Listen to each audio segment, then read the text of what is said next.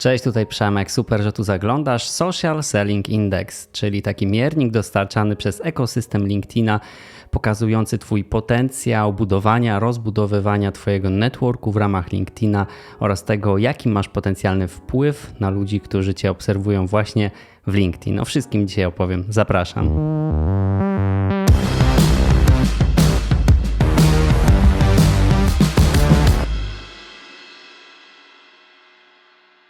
Wskaźnik SSI, Social Selling Index, jest tym wyższy, im większe Twoje zaangażowanie w kontakcie z ludźmi z Twojego networku i spoza oraz odwrotnie wszystkich ludzi dookoła w Twój content. Po co w ogóle mierzyć SSI?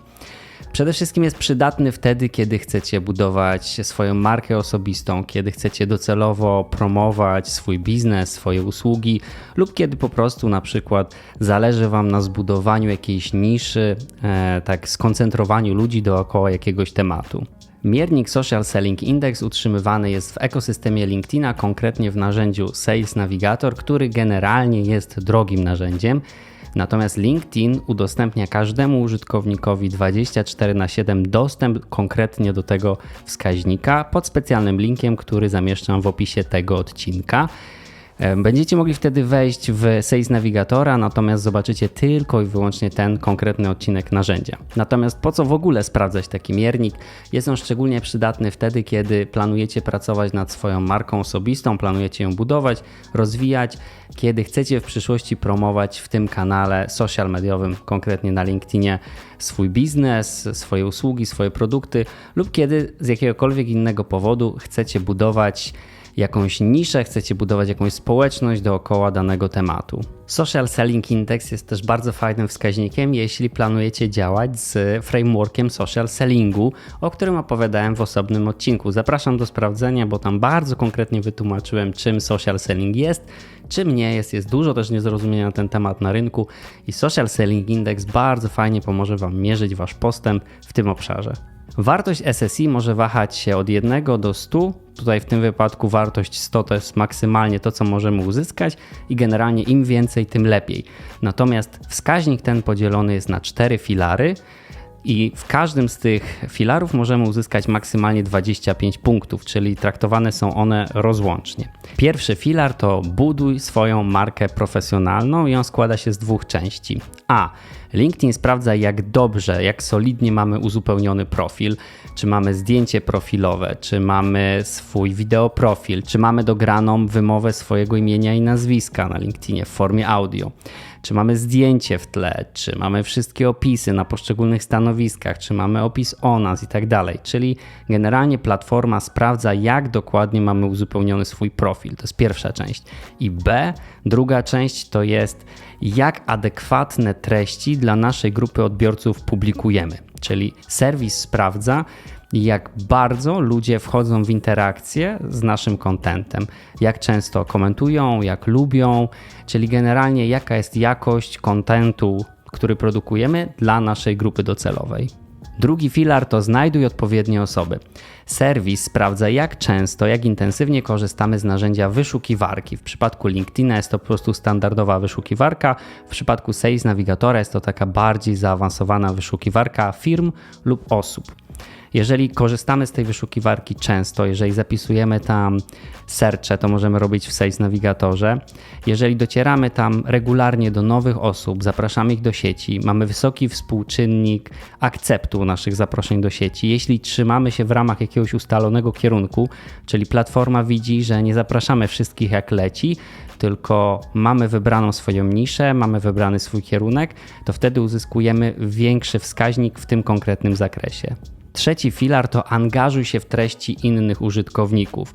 Tutaj LinkedIn patrzy, jak aktywni my jesteśmy pod kontentem innych osób, czyli czy my komentujemy, czy zostawiamy reakcje pod treściami osób z naszego networku i spoza, czy pod tymi komentarzami otwierają się jakieś dyskusje, czyli czy wnosimy takie interesujące dla naszej grupy odbiorców uwagi i czy udostępniamy treści, które są adekwatne, relevantne dla naszej grupy odbiorców, ale nie pochodzą bezpośrednio od nas, tylko właśnie od tych innych osób z naszej sieci lub spoza. I czwartym filarem, w którym również możemy uzyskać maksymalnie 25 punktów, jest buduj długotrwałe relacje.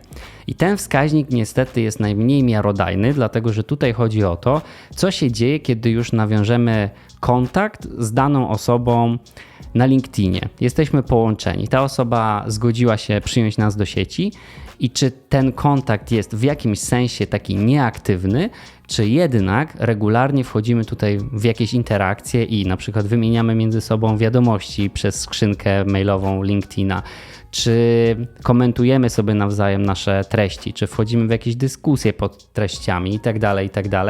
Dlaczego uważam, że ta część wskaźnika SSI jest mniej miarodajna? Dlatego, że bardzo często w takim już zakresie biznesowym te dyskusje wychodzą poza ekosystem LinkedIna.